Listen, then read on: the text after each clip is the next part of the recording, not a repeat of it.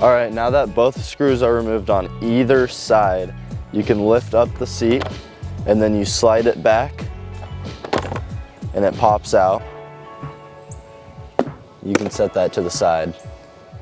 All right, and then down under where the seat was, you'll see this foam air filter.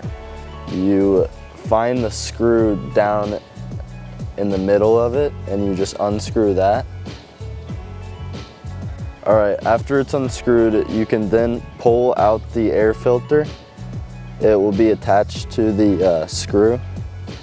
And then look at that nasty air filter. And then this is the area that you'll want to put the new one in.